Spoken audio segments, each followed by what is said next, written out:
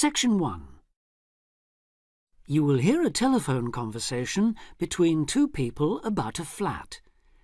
You will see that there is an example that has been done for you. On this occasion only, the conversation relating to this will be played first. Hello, this is Simon Marshall. I spoke to you the other day about renting flat 3A. Oh, yes. Hello, Simon. What can I do for you? Well, there are a few health and safety things I'd like to run through if that's okay. Yes, fine. Right. Well, the first thing, bearing in mind it's quite an old house, is whether there's any damp. I'm thinking here of the exterior walls and the floor. Well, I've never known any problems with damp there. It was all right last time I checked, certainly, though that was before the recent wet weather. I'd better have another look and get back to you on that. The woman says she had better have another look. So the answer is B for maybe. So B has been written in for you. Now we shall begin. You should answer the questions as you listen because you will not hear the recording a second time. Listen carefully and answer questions 1 to 6. Hello, this is Simon Marshall. I spoke to you the other day about renting flat 3A. Oh, yes. Hello, Simon. What can I do for you? Well, there are a few health and safety things I'd like to run through if that's okay. Yes, fine. Right. Well, the first thing, bearing in mind it's quite an old house, is whether there's any damp. I'm thinking here of the exterior walls and the floor. Well, I've never known any problems with damp there.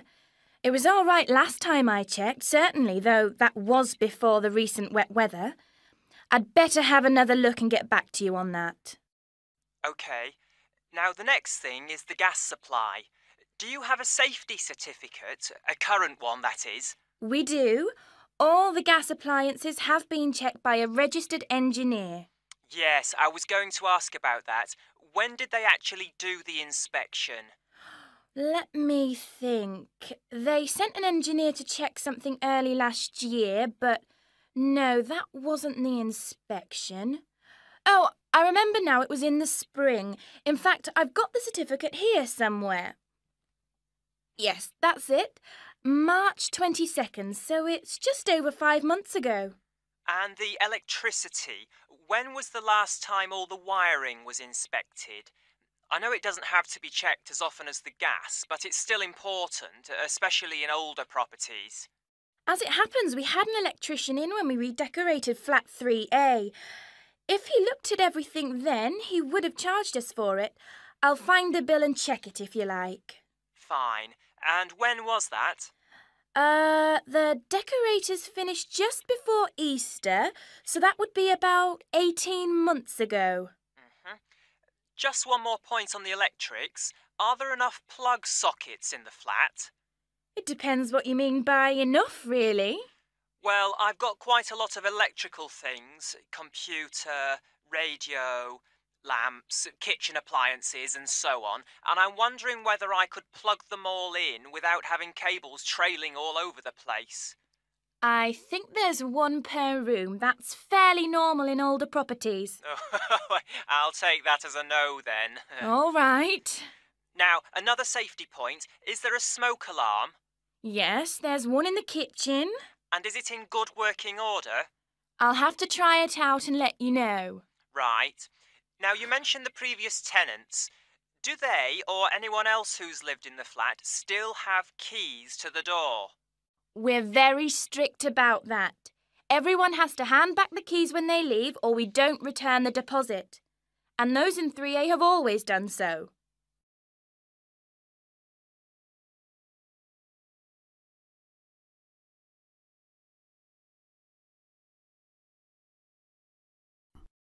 Now listen and answer questions 7 to 10. OK. Now, there are a few other practical details. Firstly, you mentioned a room where people can leave things, like suitcases and bags and things. Where exactly is that? Is it next to 3A, which I take it is on the 3rd floor? Well, the apartment's on the 3rd, yes, but the storeroom's a little way away, just past the second door to the right. Under the stairs, in fact. But it's on the same floor, isn't it? Yes, it is. Fine. Now, another thing I wanted to check is that there's hot water in the apartment. Oh, yes. It runs off the central heating. That was installed back in the 70s, I think, so there's a permanent supply. But is it really hot? Not just warm or lukewarm? I suppose it depends what you mean by hot. But it's at a constant 60 degrees. Oh, that sounds fine. Yes, it used to be set at 55, but last year the tenants asked us to increase it, so we did. Oh, I'm glad about that. OK, now can you tell me a bit about the yard and the garden? How big are they? Well, the yard at the side of the house is about 20 square metres. Oh, so there's room for my motorbike then? Actually, it's only a 50cc moped, but I like to keep it off the road at night. Yes, there's more than enough space there, even with all the wheelie bins. And the garden? That's much bigger, about 150 square metres. Who looks after it, by the way? Old Mr. Collins. He's almost 90, but he's out there every day. And the last point, the TV. What size screen is it? It's 70 centimetres wide, I think. No, sorry, that was the old one. This one's 80. You can get 90-odd channels on it, so I'm told. Really? So there's a satellite dish on the roof, is there? No, it's cable TV here. It doesn't cost much between everyone, though. That's very interesting. OK, thanks for your help. I'll be in touch again soon. Thank you. Bye for now. Bye. That is the end of Section 1. Section 2. You will hear a talk about young people living on their own. Listen carefully and answer questions 11 to 12. Loneliness is something we all suffer from in varying degrees, but young people living on their own can be particularly vulnerable. Many who leave the family home find they are less confident and have more difficulty in finding their feet than they expected. Often, going to work or study in another town or city will be the first time they have lived away from home. Although this may sound like an adventure for those dying to get away from the glare of the parental eye, for others it is a daunting prospect which generates apprehension, uncertainty and even fear. In fact, in a recent survey of over 1,600 people who had recently left home, 32% said that understanding and coping with loneliness was a crucial issue for them and made them feel highly stressed and distracted. An annual report by researchers last year recorded a noticeable increase in the number of individuals with homesickness, transition and isolation issues. Acknowledging that feelings of loneliness and isolation could impede progress at work or study, they examined the number of people using the welfare and health services. They found that young people in particular were prone to difficulties. Last year, 61% of all people using counselling services were aged under 30, and of this group, 57% were men.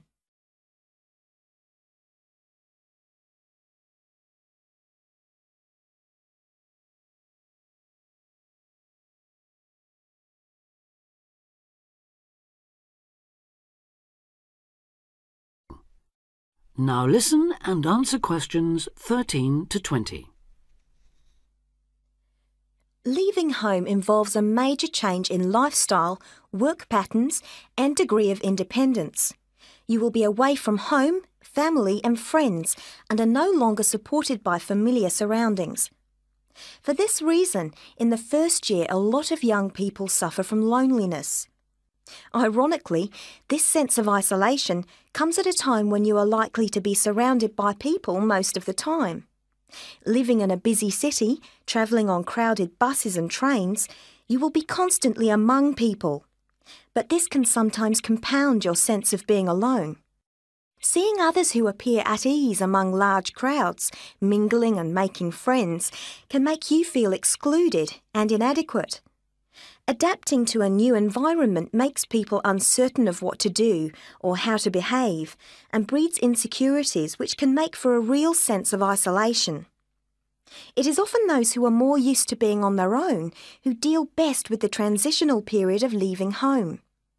Other reasons for feeling alone include high expectations of the big city where you have the best time of your life and meet lifelong friends. It may be the first time you have had to make new friends since you started primary school, and perhaps you are reluctant or finding it hard to replace old friends whom you miss. There are also pressures to juggle work and socialising, which may leave you feeling left out. Or it could be that you have a long-distance relationship and feel torn between your new lifestyle and that special person who lives so far away. Because loneliness can leave you with a sense of low self-esteem, where you become self-conscious and feel you have been rejected, it is very difficult to overcome. You may be reluctant to even try and make new friends or take part in social activities, and will also find it difficult to say no to things, leaving you feeling exploited and weak. One of the ways of combating loneliness is to remember that it's not your fault, and that it's something everyone has to deal with, despite appearances. Counsellors advise those feeling lonely to speak to someone they know about their feelings.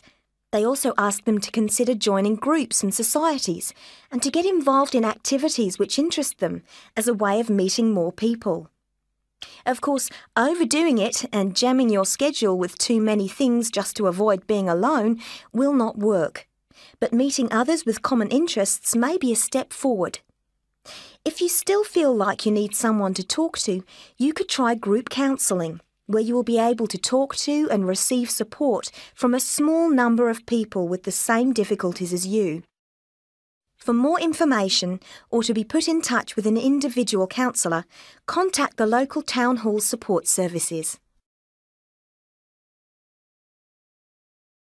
That is the end of Section 2. Section 3. You will hear somebody talking to a group of students about a university language centre. Listen carefully and answer questions 21 to 24. Hi, I'm Katie Shaw and I work at the University Language Centre. Your tutor tells me you might be interested in using the centre, so I'm here at the college to explain a bit about it and, of course, to answer your questions. Where exactly is the centre? Is it near the college? It's actually on King's Road, just round the corner from here, in fact. Oh, I know it, yes. I wondered what that building was. Yes. What's there? Well, the library has about 4,000 books, pamphlets and transcripts to go with some of the 12,500 items on audio or video cassettes. These are at a wide range of levels of difficulty, covering language learning material in over 100 languages. There are also reference books without tapes, including dictionaries, grammar workbooks, vocabulary workbooks and model letters, as well as texts on academic writing and effective study habits, etc. Audio cassette workrooms are on the first floor, by the way. Do they get any foreign language press there too? Yes.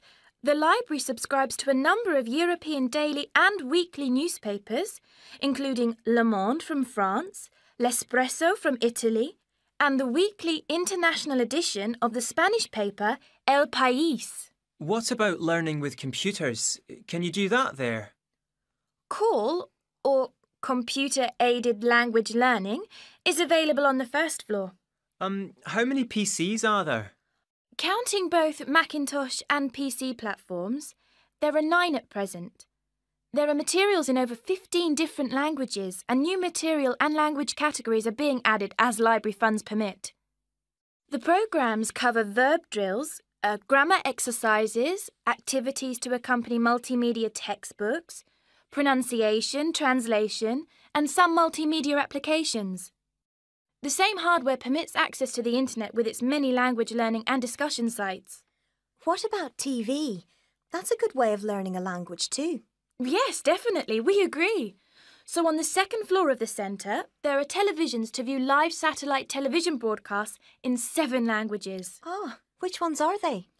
Currently, we've got Arabic, French, German, Italian, Portuguese, Spanish and Russian. Turkish broadcasting can be viewed live on request. The centre records the news in French, German, Arabic, Italian, Japanese, Spanish and Russian. And English too.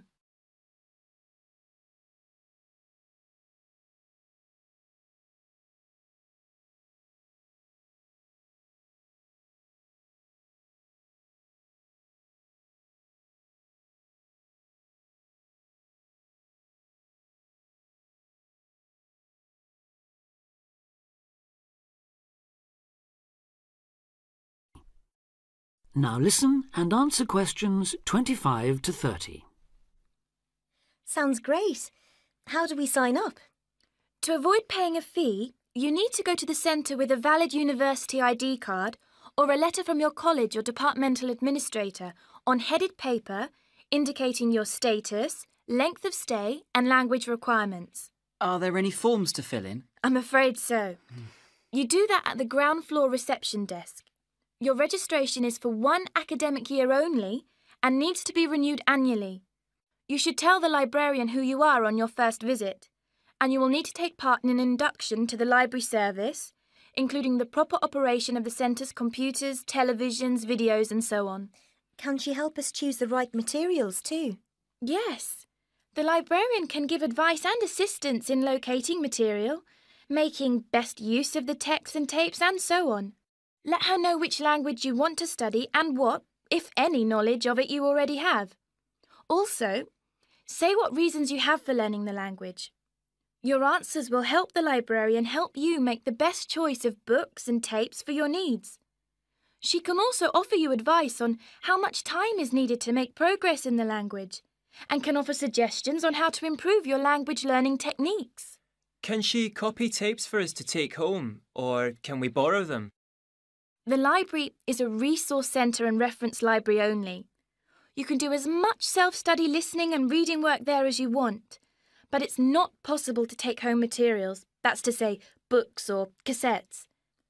And copyright law doesn't permit the library or its staff to make copies of cassettes for use by students outside the centre. All material must be used on the premises, I'm afraid. This ensures the materials are always available for students working on their own and not out on loan for long periods, which could harm users' progress. So, if we can't take books home, is it okay to photocopy them? The library staff will handle any photocopying, though international copyright law prohibits users from copying more than 5% of any one title in the academic year. You place a photocopy order with the librarian or an assistant, and orders will be processed between 1 and 2 o'clock or after 5:30. How much does it cost? 10 pence per page. Payment is by photocopy card, which you can buy from the information desk on the ground floor. That is the end of section 3. Section 4.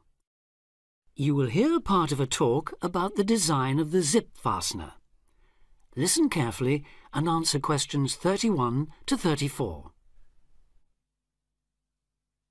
I think you all have a copy of the printed notes and diagram, but I should point out before we go any further that there are a few mistakes in those notes, so please correct any you notice as we go along.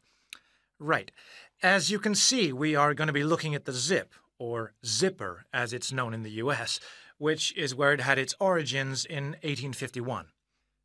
In fact, it was initially given the rather less catchy name of the automatic continuous clothing closure by the person that invented it, Elias Howe, who also designed the first sewing machine. It wasn't until 1893, though, that someone actually tried to market the zip, when Whitcomb Judson, another American inventor, took what he called the clasp locker to the World's Fair held that year in the US. His hook and eye system was a commercial disaster, and it was another 15 years before the buying public began to take an interest. This time, a more reliable model with facing sets of teeth named the hookless fastener designed by a Swedish engineer called Gideon Sundback. Attached to clothing, purses, and other items, it sold quite well. Gradually, this new alternative to buttons caught on, as people realized the advantages of a fastener that only needed one hand to operate, that children could use, that left no visible gaps, and so on. The British firm Kinnock began producing and selling the ready fastener in large numbers in 1919, and a few years later the zipper, designed and given its modern American name by B.F. Goodrich, made Mr. Goodrich extremely rich indeed.